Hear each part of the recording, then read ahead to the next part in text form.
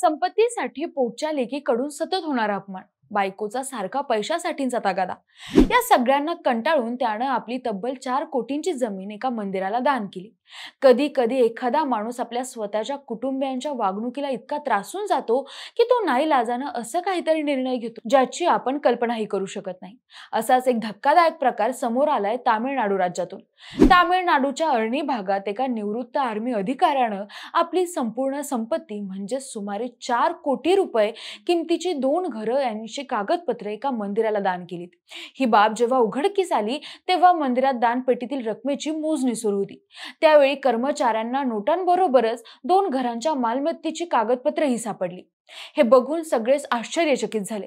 सध्या ही घटना बरीच व्हायरल होती आणि ही सगळी घटना आज आपण या व्हिडिओच्या माध्यमातून जाणून घेणार आहोत. नमस्कार, मी काजल भालेराव आणि तुम्ही बघताय विशेष भारी. त्याचं झालं असं की 24 जून रोजी तामिळनाडूतील अरुलमिगू रेणुकांबल अम्मन मंदिरामध्ये दानपेटीची नियमित मोजणी सुरू होती. आता दानपेटी सहसा लोकांकडून दिलेली रोख रक्कम, नाणी आणि कधी मधी सोनं चांदी यासारख्या वस्तू आढळत असतात. मात्र या दिवशी काहीसं वेगळं घडलं होतं. दानपेटी उघडली गेल्यानंतर त्यामध्ये कोणतेही सामान्य दान नव्हते, तर थेट 2 मालमत्तांची म्हणजेच एका घराची आणि एका जमिनीची मूळ कागदपत्र होती. ही मालमत्ता तब्बल 4 कोटी रुपयांच्या घरातली होती. अधिकाऱ्यांना पहिल्यांदा हे कागदपत्र खरे आहेत की नाही यावर विश्वासच बसला नाही.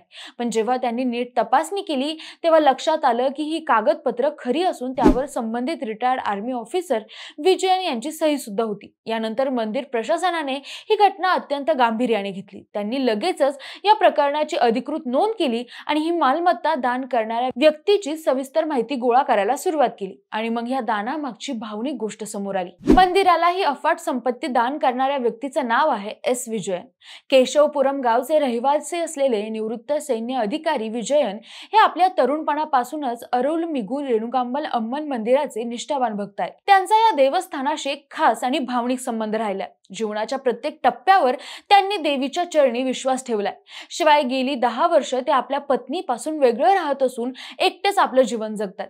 सततच्या होणाऱ्या भांडणांमुळे ते दोघांनी वेगळं होण्याचा निर्णय घेतला आणि तेव्हापासून विजयन एकटेच गावी राहत होते. विजयन यांना 2 मुली आहेत ज्यांचं लग्न झालं असून त्या सध्या चेन्नई आणि वेल्लोर या शहरांमध्ये आपल्या कुटुंबांसोबत राहतात. मात्र विजयन यांचं म्हणणं आहे की त्या दोघींनी ना कधी त्यांना कोणताही भावनिक आधार दिला ना आर्थिक मदत केली. वरकरणी जरी सगळं ठीक वाटत असलं तरी वडील म्हणून त्यांना आपल्या मुलींकडून कुठलीही आपुलकी, काळजी किंवा जिव्हाळा मिळत नव्हता. उलट पक्षी त्या दोघी वारंवार विजयन यांचा अपमान करायच्या आणि त्यांच्यावर दबाव टाकत होत्या की त्यांनी आपली संपत्ती त्यांच्या नावावर करावी. या सततच्या तगाद्यामुळे आणि मुलींकडून मिळणाऱ्या उपेक्षेमुळे विजयन यांच्या मनात भयंकर नाराजी निर्माण झाली. तरीही ते सगळं मुकाट्याने सहन करत होते.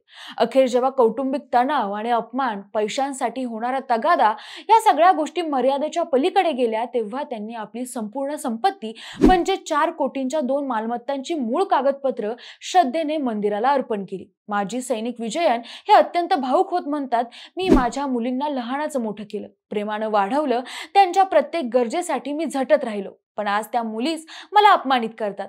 रोजच्या गरजांसाठी थोडा जरी खर्च झाला तरी मला तिरस्काराचा सामना करावा लागतो. जेव्हा आपलेच माणसं परकी होतात तेव्हा शेवटी देवच एकमेव आधार उरतो. मी जे केलंय तो निर्णय पूर्ण आणि विचार करून घेतलाय आणि मी त्यावर ठाम आहे. जेव्हा ही गोष्ट विजयन यांच्या मुलींना आणि बायकोला कळाली तेव्हा त्यांनी ही मालमत्ता परत मिळवण्यासाठी प्रयत्न सुरू केले. त्यांनी थेट मंदिरात येऊन मालमत्तेवर आपला हक्क असल्याचा दावा करत कागदपत्र त्यांच्याकडे सोपवावी अशी मागणी केली. मंदिर प्रशासनाकडे मागणी केली, मात्र मंदिर प्रशासनाने यावर स्पष्ट भूमिका घेतली. त्यांनी सांगितलंय की जोपर्यंत ही मालमत्ता कायदेशीररित्या मंदिराच्या नावे नोंदवली जात नाही तोपर्यंत कुठलाही निर्णय घेता येणार नाही. शिवाय हिंदू धार्मिक आणि धर्मादाय संस्था विभागाचे अधिकारी यांनी देखील यावर प्रतिक्रिया देताना स्पष्ट केलंय की संपूर्ण मालमत्ता सध्या सुरक्षित ठेवण्यात आली आहे आणि पुढील निर्णय केवळ कायदेशीर प्रक्रिया पूर्ण झाल्यानंतरच घेतला जाईल. मंडळी, तसं बघता ही केवळ एक घटना नसून हजारो आईवडिलांच्या भावनांचं आणि तुटलेल्या मनांचा आरसा आहे. एक बाप ज्यानं आयुष्यभर आपल्या मुलींसाठी सगळं कमावलं, त्याच मुलींनी त्याला अपमानित केलं, तुच्छ लेखलं आणि संपत्तीच्या नावानं त्याचं माणूसपणच हिरावून घेतलं. विजयन यांनी संपत्ती दान करताना केवळ कागदपत्र नाही तर आपल्या जखमा, वेदना आणि मनामध्ये साठलेलं सगळं दुःख त्या दानपेटीत टाकलंय. मंडळी, आपल्या घरातले जेव्हा परके होतात तेव्हा माणूस शेवटी देवाचं दाट उठावतो, कारण तिथं निदान निस्वार्थ श्रद्धा तरी मिळते. तुम्हाला काय वाटतं? विजयन यांचा निर्णय बरोबर आहे का? कमेंट करून नक्की सांगा आणि सोबतच विशेष भारीला सबस्क्राईब करायला विसरू नका. धन्यवाद.